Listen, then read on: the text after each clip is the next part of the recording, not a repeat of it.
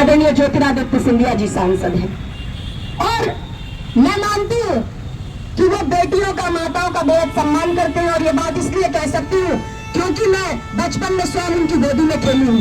2004 में जब वो अपना पहला स्वतः एक लोकसभा चुनाव लड़ रहे थे, तो उस समय से लेकर लगातार जब तक वो कांग्रेस में रहे, उनके लिए मैंने यहाँ लोकसभा क्षेत्र में सैकड़ों जनसभा और चुनावी रैलियों को संबोधित किया। आज मैं हैरान हूँ कि माताओं बहनों का इतना सम्मान करने वाले आदरणीय सिंधिया जी इस इतनी जो दुर्दांत घटना हुई, इतनी जो जघन्य प्रकरण हुआ, इस पर मौन क्यों साधे हुए हैं।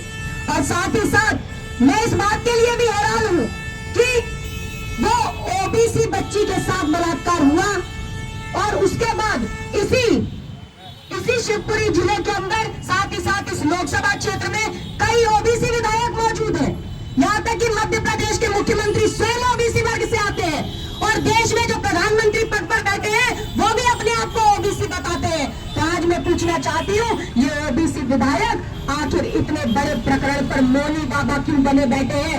ऐसे मौनी बाबाओं को ओबीसी के नाम पर जिताकर विधायक बनाना मुझे लगता है गौरव का नहीं, अब हमारे लिए शर्म का विषय बन गया है।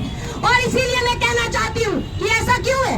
ऐसा इसीलिए है कि ये बीजेपी के ओबीसी विधायक, बीजेपी के ओबीसी मुख्यमंत्री, ये सब भाजपा के बंधुआ मजदूर बनकर रह गए हैं। और भाजपा के बंधुआ मजदूर बने ओबीसी मुख्यमंत्री और ओबीसी विधायकों को अपनी बहन बेटियों के मान सम्मान की कतई चिंता नहीं है, उनके लिए कतई गंभीर नहीं है। अगर गंभीर होते तो आज वर्तमान में एक विधायक कैलाश कुशवाहा जी हमारे बीच में है, तो इन विधायकों को भी आज हमारे साथ धरना प्रदर्शन में शामिल होना चाहिए था, हमारे साथ खड़े होना चाहिए था। अगर बेटी को न्याय दिलाना चाहते हैं तो हमारी आवाज में आवाज मिलाकर मोहन यादव जी की सरकार के कानों तक इस आवाज को पहुंचाना चाहिए था। लेकिन ऐसा नहीं हुआ क्योंकि ये कतई गंभीर नहीं है। और मैं पूछना चाहती हूँ, क्या यहाँ के माननीय सांसद आदरणीय सिंधिया जी का ये दायित्व नहीं बनता कि सिंधिया जी इस प्रकरण को तत्काल उठाने का काम करे, उस बेटी को न्याय दिलाने के लिए तत्काल कार्रवाई कराने का काम करे, उस बेटी को न्याय दिलाने के लिए, उस दिव्यांग ओबीसी हिंदू लोधी बेटी को न्याय दिलाने के लिए तत्काल उसके लिए आर्थिक सहायता उपलब्ध कराने का काम करे। लेकिन मुझे तो लगता है अमेर नगरी चौपट राजा का कहावत चरितार्थ होते हुए दिखाई देती है। और ये कार्रवाई तभी होगी जब ओबीसी के साथ साथ सर्व समाज के बंधु जागेंगे, तो इस बलात्कारी को संरक्षण देने वाले सत्तासीन फिर दुम दबाकर भागेंगे, दुम दबाकर भागेंगे। तो इसीलिए सर्व समाज के बंधुओं, उठो, जागो और जगाओ, उस बेटी को न्याय दिलाने के लिए सब मिलकर आवाज उठाओ, मिलकर आगे आओ। और मैं तो केवल एक ही नारा देती हूँ कि हमें औरों से कोई बैर नहीं, मगर बलात्कारी की अब खैर नहीं, बलात्कारी की अब खैर नहीं। इसीलिए मैं जोरदार नारा लगवाना भी चाहूंगी। मैं बोलूंगी कि हमें औरों से कोई बैर नहीं, आप कहेंगे बलात्कारी की अब खैर नहीं। औरों से कोई बैर नहीं, औरों से कोई बैर नहीं, औरों से कोई बैर नहीं।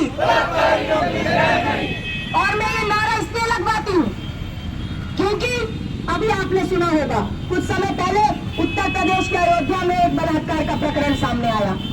उसमें त्वरित कार्रवाई की गई बलात्कार के आरोपी को, जिसमें बलात्कार हुआ और जो पीड़िता थी 2 माह की गर्भवती थी वहां, और उस समय त्वरित कार्रवाई की गई। आरोपी के घर पर बुलडोजर चलवाया गया, आरोपी पर त्वरित कार्रवाई करके सरकार ने दिखाई वहां की।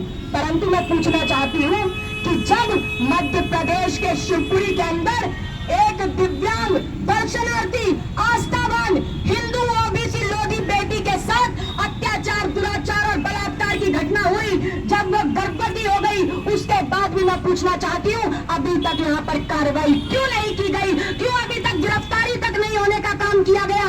अभी हमने देखा कि पश्चिम बंगाल में एक किस्सा सामने आया है, उसमें एक डॉक्टर के साथ बड़ा ही जघन्य बलात्कार और उसके बाद हत्या का कांड हमने देखा। मैं उसकी निंदा करती हूँ और उसमें भी त्वरित कार्रवाई हुई। परंतु आज मैं पूछना चाहती हूँ कि मध्य प्रदेश में हो तो उस पर आवाज सरकार नहीं उठाती, किसी और प्रदेश में हो तो ये भाजपा के लोग चिल्लाने का काम करते हैं और बेटी बचाओ बेटी पढ़ाओ का नारा लगाते हैं। अरे बेटियां बचाएंगे भी, बेटियां पढ़ाएंगे भी, पर ये भाजपा वाले बताएं, मोहन यादव जी बताएं, बेटियां किससे बचाएं? अरे भाजपा के कुलदीप बलात्कारी सेना से बेटी या भाजपा के बलात्कारी विधायक रामदुलार से बेटियां बचाएं, या भाजपा के यौन शोषण के आरोपी ब्रजभूषण शरण सिंह से बेटियां बचाएं, या भाजपा के यौन शोषण आरोपी चिन्मयानंद से बेटियां बचाएं। अरे किससे बेटियां बचाएं? आपके शासन में आज बेटियों की इज्जत आबरू पर आ जा रही है, आप उसमें कार्रवाई करने का काम नहीं करते, परंतु साधना भारती ने ठाना है कि एक ओबीसी बेटी को न्याय दिलाना है, ओबीसी बेटी को न्याय दिलाना है। और इस ओबीसी बेटी को न्याय दिलाने के लिए आज मैं आप सब लोगों का समर्थन मांगती हूँ, आप सब लोगों का साथ चाहती हूँ। इस धरना प्रदर्शन के तुरंत बाद हम न्याय मार्च निकालेंगे और न्याय मार्च निकालते हुए कलेक्टर साहब को हम मुख्यमंत्री के नाम का भी ज्ञापन सौंपेंगे और कलेक्टर साहब को उनके नाम का भी ज्ञापन सौंपेंगे कि तुरंत इस पर कार्रवाई हो। साथ ही साथ बलात्कारी ब्रजेश शर्मा को तत्काल गिरफ्तार किया जाए, फास्ट ट्रैक कोर्ट में सुनवाई की जाए।